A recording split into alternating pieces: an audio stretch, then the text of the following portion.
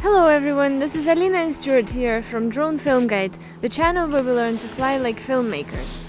Absolutely, back out here in the middle of nowhere testing this MAVIC Air again. Like you, we're dying to see how the picture comes up, the picture quality and the colour profiles and what the best settings are to get the most out of the camera. The MAVIC Air only has D-Cine-like and normal modes. There's no D-Log and you don't have all those other colour profiles. So it really is important for us to find out the best picture profile.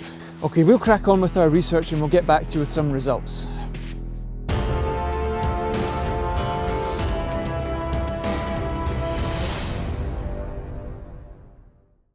Let's get straight into the answer. Between normal and D-Cine-like, we say choose D-Cine-like. It's a nice flat picture profile, but it's not too flat. Look at this normal picture profile. It's very contrasty. There's a strong look baked in, whereas D-Cine-like, it's a flatter image. So should we push it further with the style? Well, we say no to that. Don't do that. Leave it as it is. No picture profile. That means sharpness 0, contrast 0, saturation 0. In our opinion, 99.9% of the time there is tons of flexibility in there to mess around with your colours in post should you wish, like some of these examples here. Way more important for us than the picture settings is understanding cinematography, understanding how to tell a story with your drone shot, understanding the impact of the sun on your shot. And with that in mind, we would certainly encourage you to take a look at our drone cinematography masterclass to really lift your skills as a drone pilot and as a filmmaker. This is going to have so much more of an impact on your images and your ability to create stunning footage than messing around with picture profiles. I really can't emphasize that enough. It's so easy to get bogged down in the gear and not pay attention to any principles of filmmaking. So check out our course in that respect. All that being said, we did get bogged down in these picture profiles, so you don't have to. So we'll go into it a little bit more detail now if you're sufficiently interested. If this whole discussion is completely new for you, then we're talking about those 3 bars under the record sign that you can see there, and it brings up this menu. If you click on the middle camera there, you see style and colour at the bottom there. Put it on D-Cine-like and then you go into style and you're given these options. The triangle is the sharpness, the kind of half moon is the contrast, and the box on the right hand side is the saturation. This is where all the discussion and debate is, playing around with these settings. Let me show you a graphical depiction here of what we're talking about in terms of the difference between normal mode and D-Cine-like.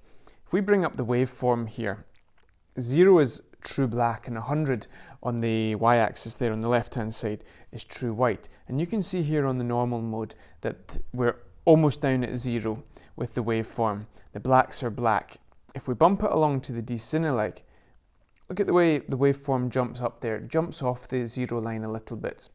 And you can see that in the picture on the right hand side, how the shadows are less dark, there's more detail, it's less contrasty. That is what contrast is after all, the difference between the highlights and the shadows. We can also see that on the histogram. We can see in normal mode, we have our histogram on the left hand side right down next to 0. But if we bump along to D-Cine-like, see how it shunts up? The debate now is whether there's any reason to start messing around with sharpness, contrast and saturation to try and improve the image further. Well, let's deal with sharpness quickly. When sharpness is on 0, you have a nice grain in the image. There's noise in the shadows, quite a lot of it when you zoom in, but it's a kind of grainy noise. Put that sharpness down to -3 and that noise just turns into a kind of mush. It really doesn't look good at all. So in that respect, it's a pretty clear-cut answer for us. Leave the sharpness on 0. Saturation takes the brightness out of the colours. It's the vividness of the colours essentially. Our personal opinion is that on 0 the colours aren't particularly vivid.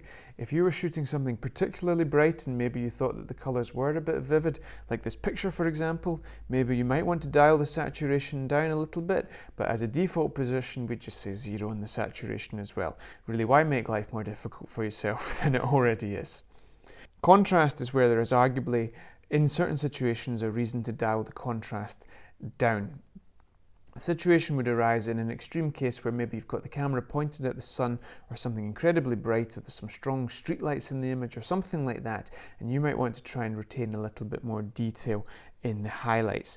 We did a controlled test here to see if turning the contrast down did actually retrieve a little bit more detail in the highlights, and certainly based on the waveform here you can see at the far left that the highlights do actually bump down a little bit when contrast is turned down. The issue is, however, that it would appear to increase the noise in the shadows, and also in post-production you're going to have to add that contrast back in a way that doesn't just brighten up the highlights again, which was the whole point of the exercise in the first place.